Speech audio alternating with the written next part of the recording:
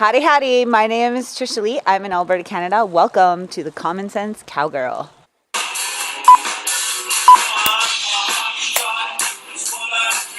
I found this story and I wanted you guys to check it out because I see a vast difference when it comes to news reporting as compared to anywhere in North America. So take a look at this story.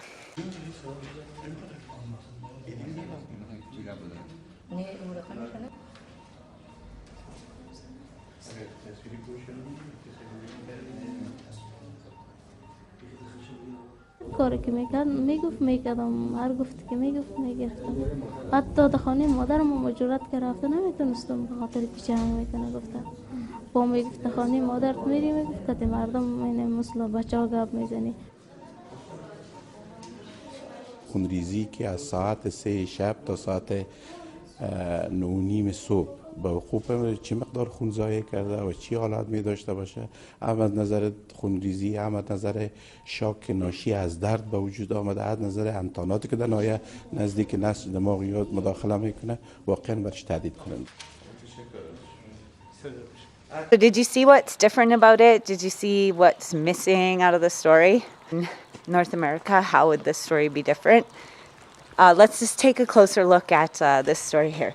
So we've all heard of Lorena Bobbitt. So this whole idea of ears being cut off, I suppose that could potentially happen here in North America. She's talking about how her husband was jealous of her talking to other boys. And definitely we see that in cases of domestic violence in North America. These abusive men tend to be very jealous and possessive. And then she talks about being afraid to visit with her mother. And so definitely here, when we have domestic violence, there's an isolation that occurs. Abusers try to isolate women from their family. And then here the doctor describes that this woman almost lost her life over this. And yet, where is law enforcement? So in this story, there is nobody coming up to say we're investigating, charges have been laid, we have someone in custody, we're looking for someone to put charges on. Nothing about that is mentioned at all. So I think that this news story here is a perfect illustration of the culture war going on, and basically it's like a clash of civilizations where in the West we have these morals and principles, and definitely we want to share that with the rest of the world. We have to be careful about the type of people that we bring into our melting pot and attempt to assimilate into our culture. This story here hits a little bit too close to home for me. Yesterday, one of Justin Trudeau's Syrian refugees, a 39-year-old Muslim man named Soliman Haj Soliman, has been charged with 6 counts of sexual assault and 6 counts of sexual interference for allegedly molesting teenage girls at the West Edmonton Mall water park. I've been to that water park. It's amazing.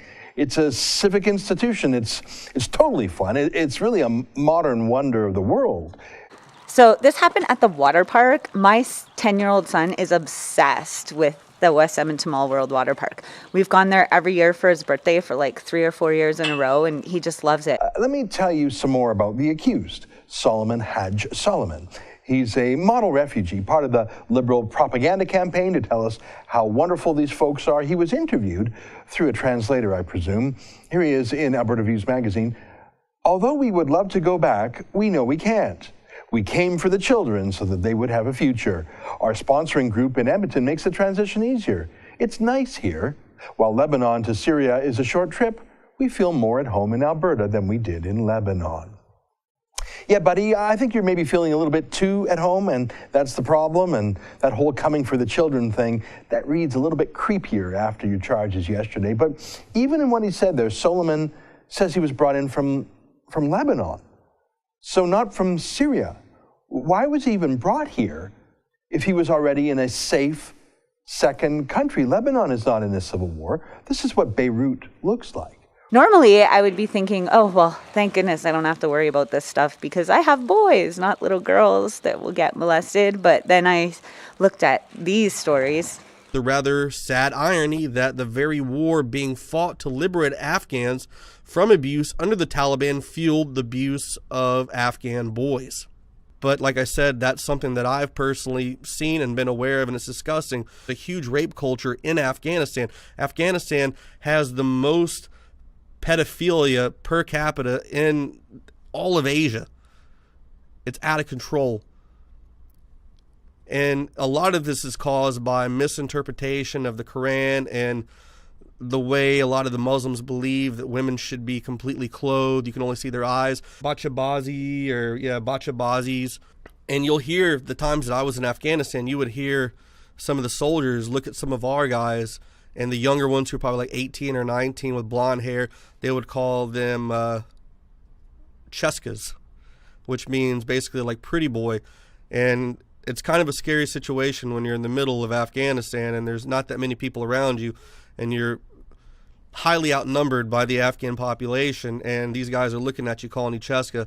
Just know that there was a few of my guys that didn't sleep too good at night knowing that they were being eyeballed. So what's really disgusting about this is that a lot of places the punishment is death for being homosexual, and yet this kind of behavior is allowed. Seems pretty messed up to me. Swimming pools across Western Europe have basically been turned into no-go zones for Western women. Mass gropings, sexual assaults, even rapes, not just of women, of boys too. Here's an example. A Muslim refugee raped a 10-year-old boy in Austria and was convicted, but then a higher court acquitted him. You see, the 20-year-old Iraqi refugee rapist said he had a sexual emergency. It would be racist to convict him, so the Austrian higher court set the rapist free. I wonder if Justin Trudeau would approve of that. Swimming pools across Europe now have posters and brochures like these, so absurd, telling Muslim migrants, don't sexually assault women, guys. Hey, guys, don't sexually assault women. Don't rape them. Don't grope them. Don't hit them. Don't tear off their clothing. Okay, we showed you in a cartoon. Don't do it. We put political correctness for Islam ahead of freedom for women. Hey, feminism, you had a good run. From what, about, I guess, the suffragette movement, and then the 60s sexual revolution to, I don't know, maybe it'll last until 2020. It's pretty much over, isn't it? I mean, the official poster for the Women's March against Donald Trump was this: a woman in a hijab. That's pretty much a full circle from the burn your bra feminists of the 1960s, I think. A hijab is really a bra for your face. A niqab is a prison for your face. That's the feminist future, and don't get me started about how Islam treats gays. So how was this serial sexual assault in Edmonton treated in the Edmonton media? Do you even need to ask?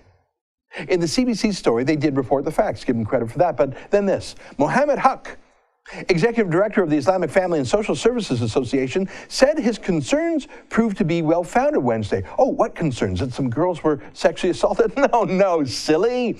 After news stories identified Solomon as a Syrian refugee. Quote, I'm disappointed that his nationality and immigration status was even identified in this case, said Huck, whose agency helped 250 Syrian refugees settle in Edmonton last year. Well, we know what his priorities are. That's what upset him, not the sexual assault. Jeez, come on.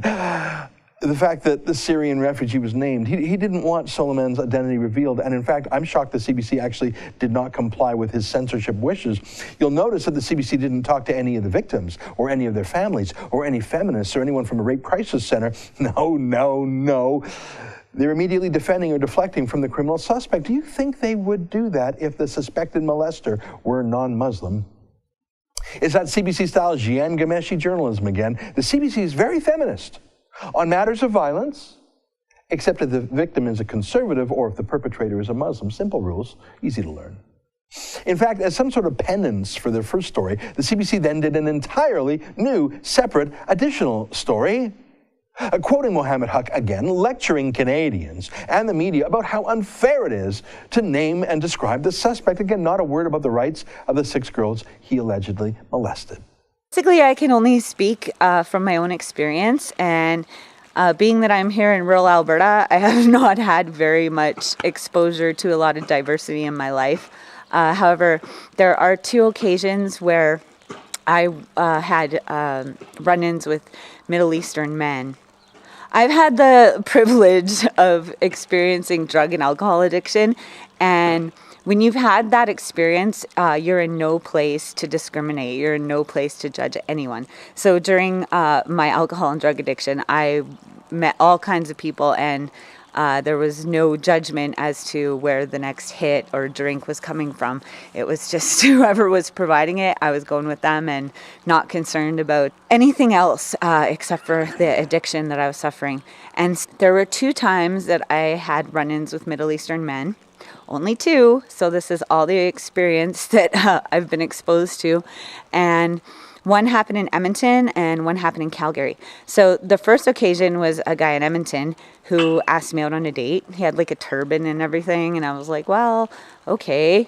I'm really open-minded. And so I thought, okay, well, he's going to buy me dinner. That's awesome. So I went out on a date with this guy, and then afterwards he pulled over the car like by a park and basically tried to force a kiss upon me. And I wasn't really having any of that. And so he basically was like, well, I bought you dinner, so you kind of owe me sex now. And I was like, no, that's not how it works. If we get to know each other, that could potentially happen. But after a first date, that's not my style. That's not happening. And so basically, I was told to put out or get out. And so fortunately for me, it was near White Avenue in Edmonton, and I knew some people in the area. So I just got out of the car and started walking over to a friend of mine's place. The second incident happened in Calgary, and I was with a girlfriend of mine, and we met up with a group of Middle Eastern men. And these guys were a bit younger than the fellow I went on a date with. And there was 3 of them. And so they bought some drinks and were like, we're going to get a hotel room and we're going to party. And so we went to this hotel, and my girlfriend and one of the gentlemen got out of the car and went in to book a room. And the other 2 guys in the car with me started driving away from the hotel. And I was like, wait a minute, no, we're not leaving my friend here. And they were like, oh, we just got to go to the store. And so they ended up driving out onto the freeway and onto a service road. And basically, once again, I was told to put out or get out. And I just got out, and I'm not as familiar with Calgary as a city, so I had no idea where I was. I started walking down the freeway, and as luck would have it, well, there was this car that pulled up in front of me, and as I started walking towards it, I realized it's a Corvette. It's like my favorite car. And as I got closer, there was a gentleman there, and he had his hood up, and I was like, oh, okay, this guy's not picking me up. He's having some kind of car trouble or whatever. And as I got closer to the car, he started talking to me, and he was a Caucasian guy, and then he basically told me that he was concerned about who I was walking towards the car, and he wasn't sure if whether I was somebody dangerous or not. And so once he realized I wasn't dangerous, he offered me a ride, and then I actually asked him to drive around and look for this hotel where my friend was, and I wasn't able to find it. I didn't know where it was. And so this guy actually ended up telling me, like, I'm a married guy, so there's not going to be any funny business, but my wife is anti-drugs, and I got a whole bunch of drugs in a hotel room. Do you want to come and get high? And it was like, really, for at the time, I was like, this is awesome. And ended up meeting up with my friend and the next day, and she was pissed at me. She was like, you ditched me. And I guess these 3 Middle Eastern men pretty much spent the whole night trying to grope her and molest her, and she ended up like having to threaten them with a coat hanger. And I can't remember exactly what her experience was, but I know she was upset. So there's one other time that I was told to put out or get out, and that was by a white guy. So, but basically in my experience, considering how many more Caucasian men I dealt with during my party period as compared to Middle Eastern men, it's like didn't bode well for them. And actually, I never really associated with anyone Middle Eastern since then, because I guess it kind of turned me off, and I'm out here where there's not that many people in the first place. And they think Western women are dirty prostitutes who deserve it. That's what happened to this woman here. That's CBS's Lara Logan, who made the mistake of going to Cairo's Tahrir Square and not covering up. So the Muslim mob there thought she was obviously a prostitute. So they mobbed her and raped her. What irony that same woman, Lara Logan of CBS, later interviewed Justin Trudeau about the risks of him importing Islam in its most unvarnished form to Canada. Here's how that went. Would you be just as comfortable if there was a terrorist attack carried out by someone who came through as a refugee? Ultimately, being open and respectful towards each other is much more powerful as a way to diffuse hatred and anger than layering on big walls and oppressive policies. Now, this was not a terrorist attack at the West Edmonton Mall, obviously, even though I'm sure those teenage girls were terrorized. What I think the moral of this story is I've been raped on occasion. At one time, I was administered the date rape drug, so I can't really say who assaulted me or anything like that, but I did go to the police. I was all beat up, and they did do like a rape test or whatever, and it did come back positive that I had been sexually assaulted, and I have no idea by who. The last thing I remember was being in a crowded bar with some friends of mine, and after that I don't know what happened. And so until I woke up all beat up by the river. The only time I can actually remember being sexually assaulted was by my Caucasian boyfriend, who's actually the father of my oldest child, and he sexually assaulted me in a date rape scenario on several occasions. And so basically, common sense tells me that the only time that I can remember being sexually assaulted was by a Caucasian man who was born in Canada, basically tells me that we have enough bad guys here in Canada as it is. And I think we should be really, really cautious and careful about bringing in more potentially bad men from more places where they hold completely different ideals than us. And so basically now in Canada, they've brought forth this thing where they want to denounce Islamophobia, which I think it's ridiculous to have racism or discrimination against anybody. However, with the advent of this whole Islamophobia concept, it's really just, I think, a politically correct construct designed to make it so that we can't question the bad ideas that some of these other countries have as far as their governments and their rules and laws go, especially when it comes to women and homosexuality. Parliament is unanimously agreeing to an anti-Islamophobia motion right now. I think it's up for a vote next week. This motion seeks to eliminate any Islamophobia, that is, any dissent, any criticism, any fear of Islam. It says here in March of 2014, the U.S. State Department acknowledged the centuries-old practice had become a problem, yet that followed the Obama administration issuing a new Army manual telling troops not to judge Afghan social customs, such as the practice of bacha bazi. And let's go back to the Judicial Watch report of December 11, 2012. New Army manual orders soldiers not to criticize Taliban. Now, this is a strong indicator that the Obama administration's crusade to appease Islam has gone too far.